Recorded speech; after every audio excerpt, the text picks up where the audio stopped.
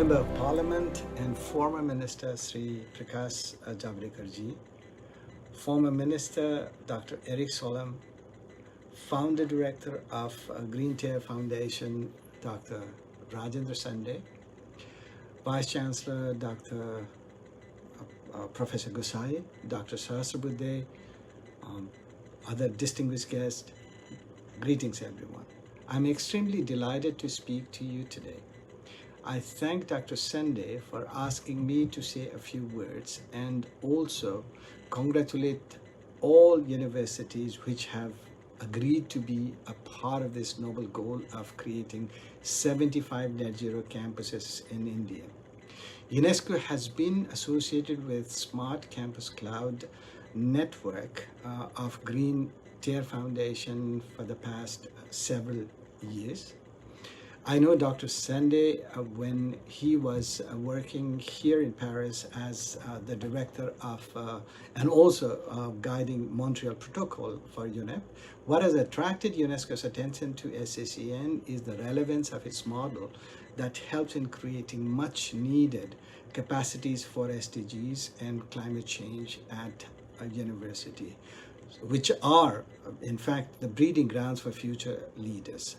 Another important point is that SCCN fully embraces UNESCO's vision and the need for openness of data and research outputs as the fundamental basis to achieve net zero.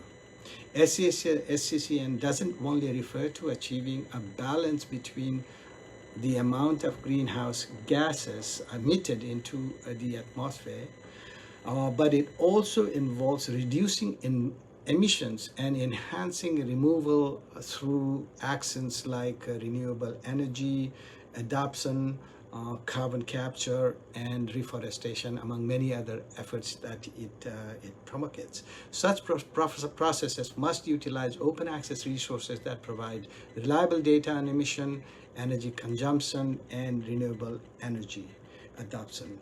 Therefore, how much young people are converting this connection into gainful outputs essentially determines, how SCCN will become successful in the days to come.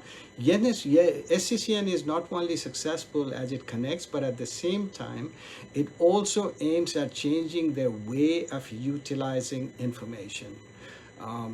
Carbon Neutral Campus is the skill building education platform for students and the faculty. Net Zero under SCCN makes the campuses as a living laboratory for SDG and carbon neutrality. It also contributes to skill building for open access data and open scientific information to mitigate and not only analyze, but also adapt to climate change. During the height of COVID pandemic, UNESCO and SCCN joined hands to organize a series of webinars to engage universities across South Asia. This included universities from Afghanistan, Bhutan, Bangladesh, India, Maldives, Myanmar, Nepal, and Sri Lanka.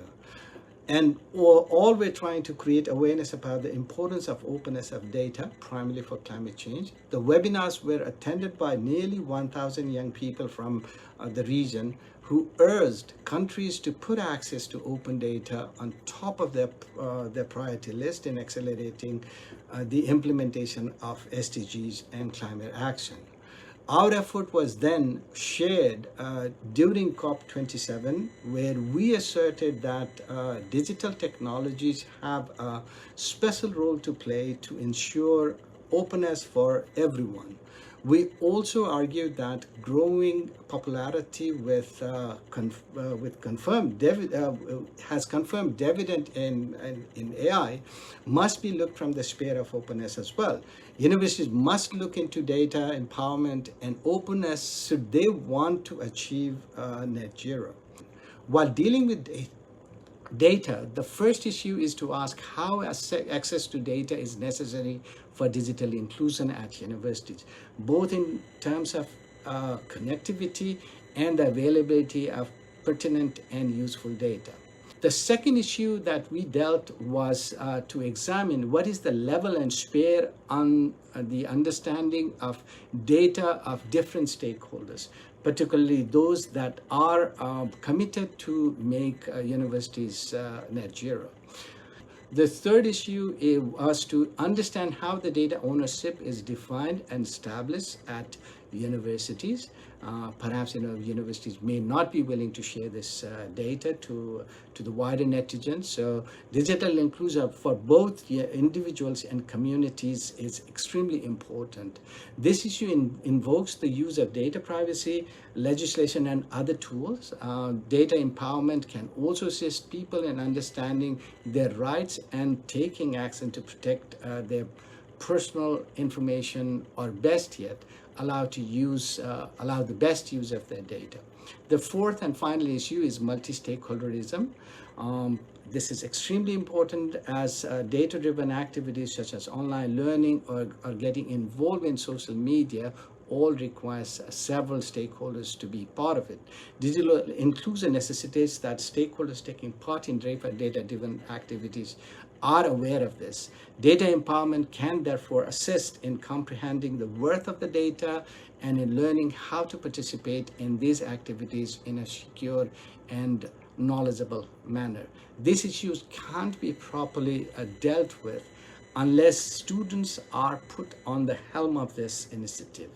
I'm extremely pleased to also take note that former Minister Sri Prakash Javadekar Ji is mentoring this initiative along with Dr. Eric Solon, former Minister of Norway. I once again like to register my delight and commit to provide our support to this initiative. We will definitely like to see this effort taken by force during COP28, where countries will be gathering in a few weeks to take stock of what has happened as of today.